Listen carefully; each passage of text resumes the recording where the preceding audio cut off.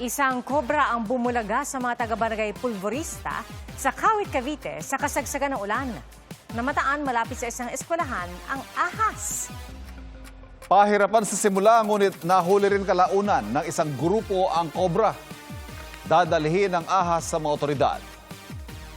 Kambal na banta ng flash flood at landslide ang kalbaryo ng mga taga La Trinidad, Benguet sa gitna po ng walang tigil na pag-ulan.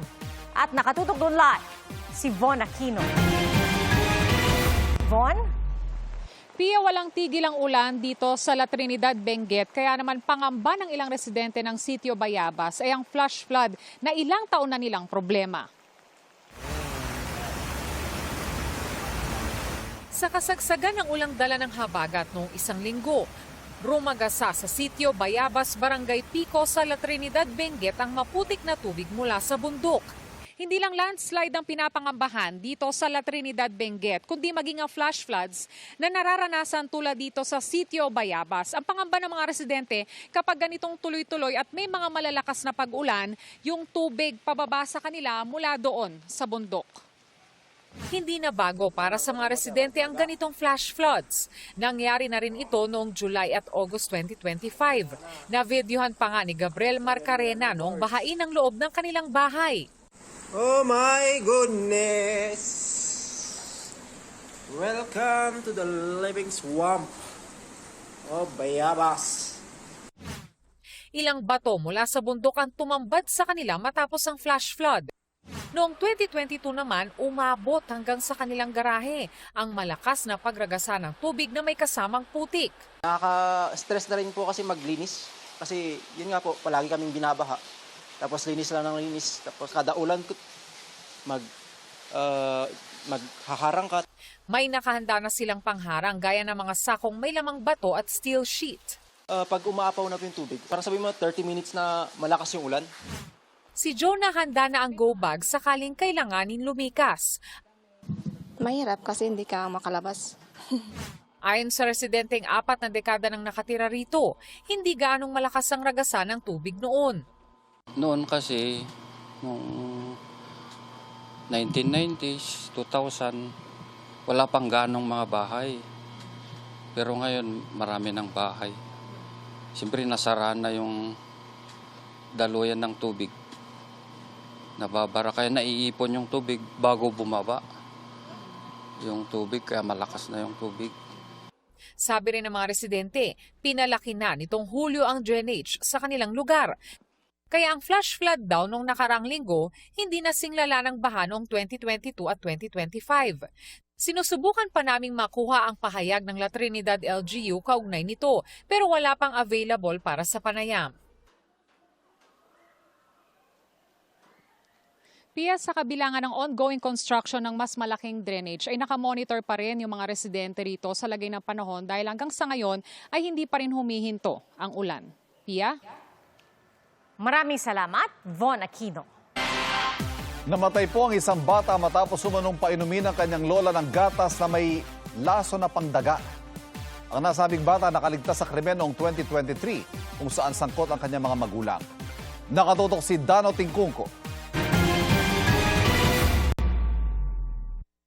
Noong 2023, iniulat ng 24 Oras Weekend ang viral video ng pambubugbog ng kanyang live-in partner sa kanilang bahay sa Bukidnon. Sa gitna ng pagtatalo, binuhat ng lalaki ang kanilang siyam na at inilagay sa sofa. Nahulog ang sanggol pero tila walang pakialam ang suspect. Ang nanay sinaksak gamit ang basag na salamin at namatay kalaunan. Nakakulong ngayon sa Davao Penal Colony ang suspect. Ang sanggol nasa pangangalaga ng mga magulang ng biktima. Makalipas ang mahigit 3 taon, ang batang 4 na taong gulang na ngayon namatay rin. Yan yung bata na nandun pa pinatay yung nanay niya noong 2023. So, nung pinatay yung mama niya, 1 year old pa siya doon. Ayon sa Don Carlos Bukidnon Police, pasado alas 6 ng gabi noong Huwebes, August 13, nakatanggap sila ng tawag tungkol sa away ng isang batang babae at kanyang lolang 52 taong gulang. Kapatid ng lola, tumawag doon sa hotline ng police station po.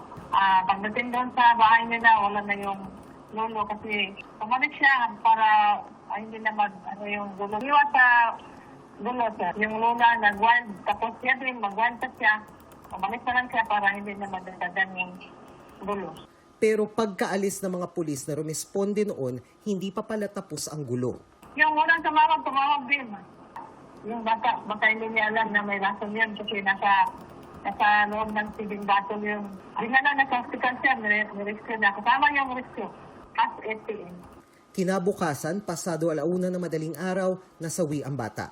Nakita ng pulisya sa bahay ang feeding bottle na may lamang gatas na sinasabing hinaluan ng umano'y lason. Pati ang 2 pakete ng zinc phosphide na karaniwang ginagamit pang lason ng daga. Ito raw ang pinaniniwala ang ginamit na lason ng lola sa apo pati sa kanyang sarili. Naratay sa ospital ang lola pero namatay rin kinahapunan. Hindi ko makita yung medical ng nila, sir. Pero yun talaga yung kinamatay, sir, yung lason. Inaalam ng pulisya kung may kaugnayan ng nakaraan ng pamilya sa away ng maglola na nauwi sa paglalason. Noon na kasi, sabi ng asawa niya kahapon, pumunta na dito.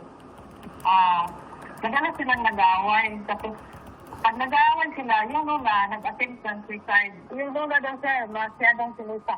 Kapag nabuhay yun, sir, siya na may harating siyang asunto.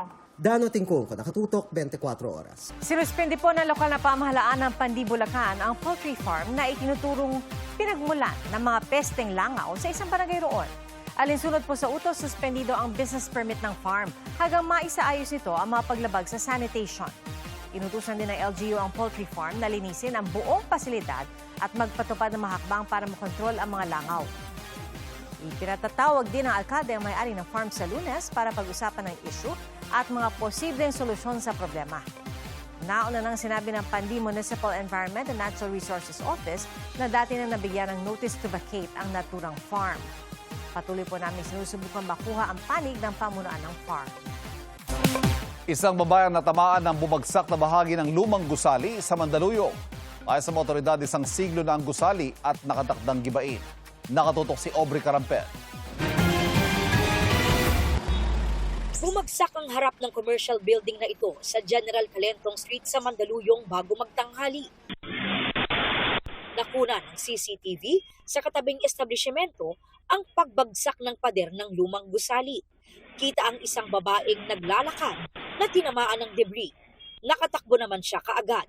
Agad sinecure ng Mandaluyong City Disaster Risk Reduction Management Department ang gusali. Ayon sa mga opisyal ng lungsod at ng barangay, abandonado na ang gusali at nakatakdang gibain.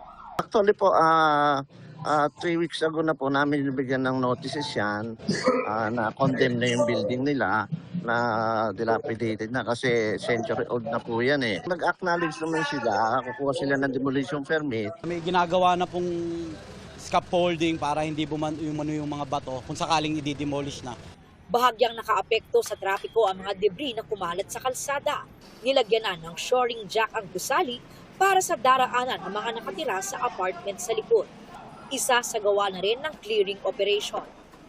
Aubrey Carampel, Nakatutok, 24 Oras.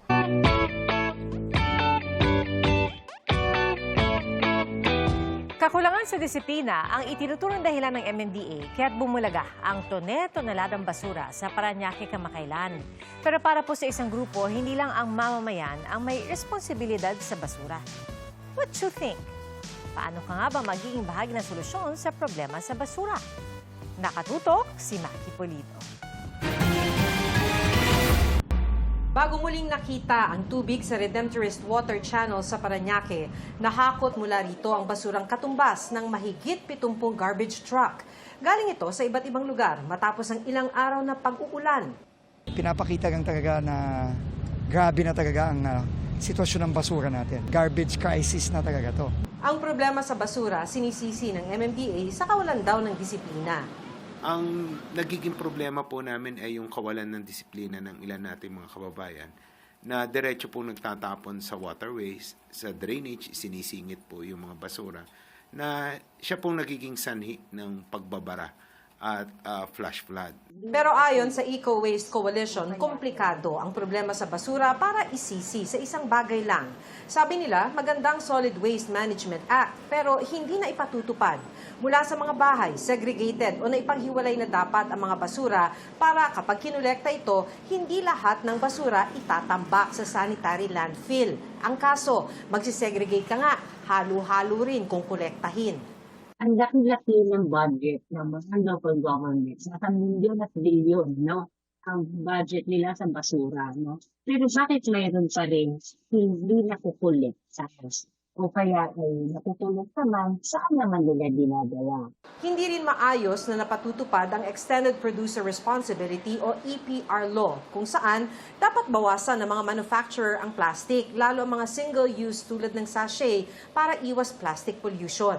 Para mabawasan, no, yung pollution sa plastics, kailangan mo itara o kaya bawasan. Di ba? Parang ano yan eh, parang grito na tuloy-tuloy lang yung pagsulo kasi hindi mo pinapatay. Sabi ni Metro Manila Council President at San Juan City Mayor Francis Zamora, may solid waste management program ang mga LGU sa Metro Manila para matiyak na makokolekta ng tama ang mga basura.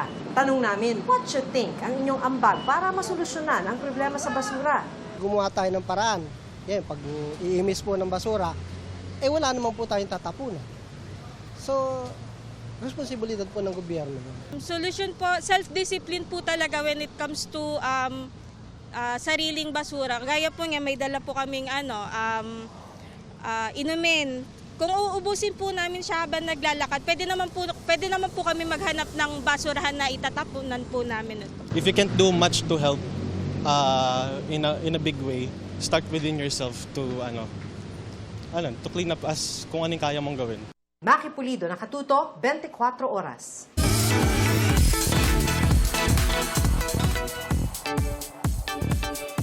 Patok sa viewers ang realistic na boxing scene sa GMA Afternoon Prime Series na Kamao. Ibinahagi ng mga bida sa serye ang challenges sa pagganap sa kanilang mga role. Narito ang aking chika. Mas tumitindi na ang mga laban sa pag-angat ng ranggo ni Makmak Batong Bakal played by Anton Vinson sa boxing serye na Kamao. Umaani ang pagganap ni Anton bilang isang batang boksingero dahil na rin sa makatotohanang laban na ipinapakita niya sa ring. Kasi hindi maniniwala yung mga tao. Yung kung fake. Sasabihin ng mga comments ay hindi naman nalalapat yung mga suntok. So sabi ko rin sa sarili ko, tutuuin na natin. Siyempre, kino-confront ko muna yung mga kalaban ko na pwede ba 20% na force yung bibigay ko sa'yo para maniwala yung tao at mapaganda yung scene natin. And komportable naman sila. Ang nakakatunggali niya ngayon sa ring, si Joel Castillo, na ginagampanan ng kapuso actor na si Jay Ortega. Aminado si Jay na malaking challenge ang serye sa kanya, lalo't wala siyang background sa boxing. Actually, hindi ko siya na-expect na ganong level siya na nakakapagod kasi pag titignan mo, di ba, parang ang dali lang tignan pero pag ginagawa mo pala ng actual, mahirap pala siya. Kasama rin sa ilang episode si GMA News host Martin Javier. Malapit man sa totoong buhay ang kanyang role bilang commentator, naging challenge pa rin ang kanyang portrayal. Ibang klaseng opportunity siya. Nakikita ko, iba pala talaga pag sa set, iba yung atmosphere, iba yung environment. So ako, chine-cherish ko lang yung opportunity.